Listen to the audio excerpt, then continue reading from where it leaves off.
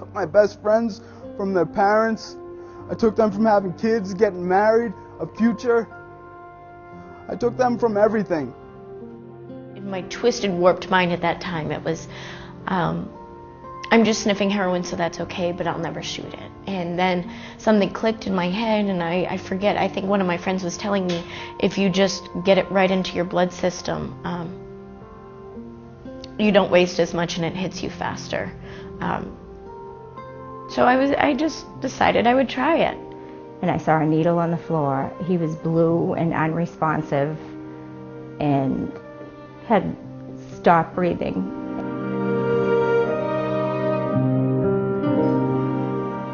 It all started when I was in middle school, and I began drinking with my friends. You know, in 7th grade, I started to drink and I started to smoke marijuana in 7th grade. You know, I was 12 years old, 13 years old when I started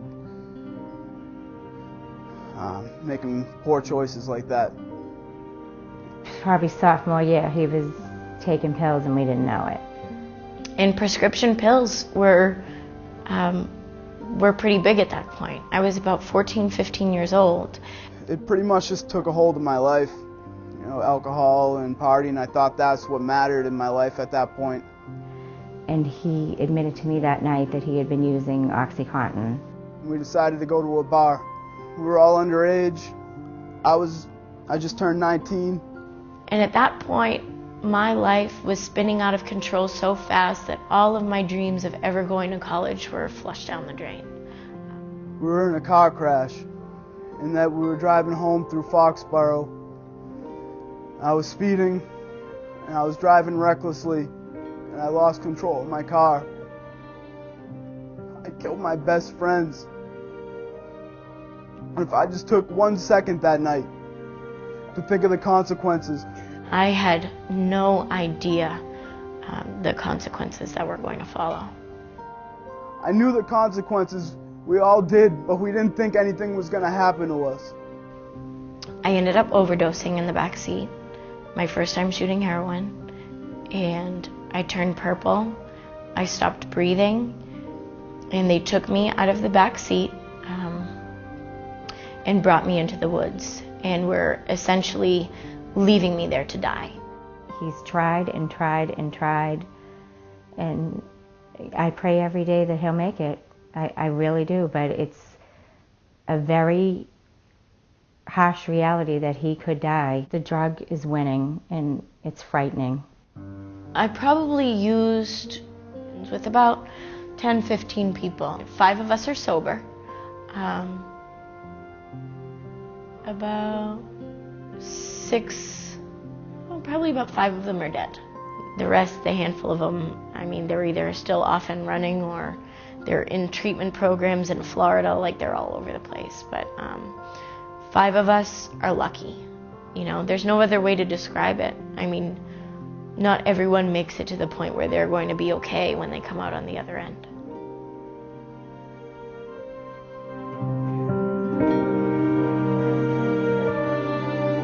It's hard to be a parent. It's a really hard job, and any other support you can get to help you do that and to be sharing the same message is valuable. As a parent now who have kids who are in their 20s, I don't even think my own kids are out of the woods, that the choices kids have to make these days are very difficult and complicated. And this is a great opportunity to send the right message to our children of activities that they have to be cautious about.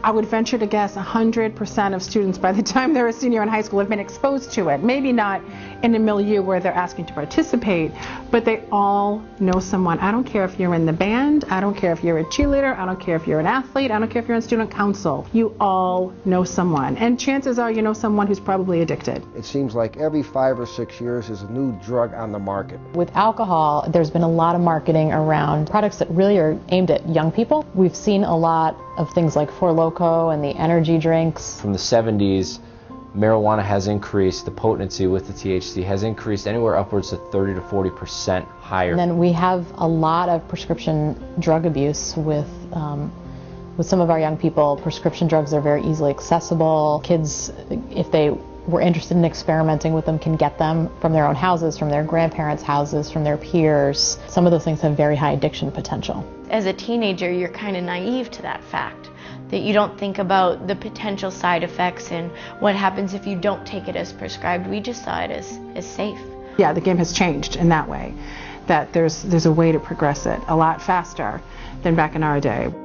I think the other big piece to this is the technology piece. We, as adults, have no clue what these children are doing. It's important for parents to understand the technology in order to know how to set limits for it. They can use their Facebook or their cell phones and get drugs delivered to this school faster than I can get a pizza. It's important if your kid has a Facebook page, for example, that you understand Facebook and that you are looking at their page. When you assume that your kids are not experimenting, then you're not preparing them. Then you're not saying things like, I get you're going to be in situations where there's going to be drugs and alcohol. I get that that's happening now. We need to talk about that, come up with a plan for it. So if parents aren't saying anything, kids are taking that not saying anything as a condition of permission. They're looking for boundaries. Part of the developmental process is to sort of test these things, but they need to know where the lines are. I keep an empty drug test on top of my refrigerator. We need to be clear about what those lines are. My daughter would say, oh my God, don't even ask. Toast, if you use drugs, my mom's going to have you a peanut cup. Just don't. And sometimes we think we're being clear and we're not. Be that parent that kids are not going to want to come impaired to your house. But I can tell you right now, kids are at my house all the time. When kids are in the moment, they often do the wrong thing because they are easily distracted. A parent needs to anticipate that moment with their kids. So you might have a conversation using what I call an I get it moment. I get there's a possibility there could be alcohol tonight wherever it is that you're going. And let's come up with a plan so that when you are faced with a particular situation, we have a game plan. My daughter and I have a safety word. And then you say to the kid, how could this play out? She'll say that safety word in her sentence, and I'll know that she really is trying to save face and not go to that place. They're very self-conscious, so they're thinking about all the things that other kids are going to think about them in that situation. Well, I have been asked at a party before if I'd want to drink, and I just politely asked them, yeah, you can get me a Sprite. If you use the tone of voice that you hated your parents using on you, if I find out, you better not, those are not conversation openers. And conversation openers are, I get that XYZ could happen. The best way that I can avoid it is I just tell people my intentions. I tell them I'm not interested. I get you might never have been in that situation. You might never have been at a party where there's alcohol before. So let's come up with some game plans. Usually I try to just have initial refusal, just say no. If not, I'll try and get one of my friends to back me up. You give them the skill set to be able to say no in a way that helps them save face. Then I would just leave. That's not a type of environment that I'd like to be around anyway. I'd be completely fine with calling my mom and telling her, I'm not comfortable here, will you come pick me up? I can just text my mom, tell her, hey, call me, and I'll just say, oh, we have to leave. I'll tell everyone, oh, sorry, we have to leave, and I'm giving them a ride. So that's our way to kind of get out of the situation if we feel uncomfortable. It is really important to know that most high school students are not drinking in any regular way. People that I'm friends with, we don't do alcohol. We don't drink on the weekends. In recent surveys, about 56% of high school students report that they're not drinking. So it's the majority of kids that are not drinking. That misperception that everybody drinks or not, the truth is not everybody drinks. However, it feels to teens often that everybody is involved in drinking behaviors. People who think that everyone's drinking definitely have the wrong perception of what's actually going on. As parents, sometimes it feels like those really are the norms, that everybody's doing it, especially if your child is reporting that to you. So it's important to have an understanding about what's actually happening and to have conversations with your kid about challenging those norms. Why do you think that that's true? What evidence do you have to support that? Tell me about what other people are doing. What have you been doing? Peers learn from peers, whether it's good or bad. I try to teach younger kids, that it's okay to say no. And we try to give them ways that they can say no and give them an example that not all teenagers are drinking or doing bad things, and that they can look up to us and want to be like us. And in their lives, when they get older, make the right decision to not drink. Think of the district attorney or the district attorney's office as, quote, the prosecutor. And that would be, in some cases, clearly necessary to prosecute people. But if you can prevent and intervene and provide education and help people make better decisions, then you will reduce the need to prosecute.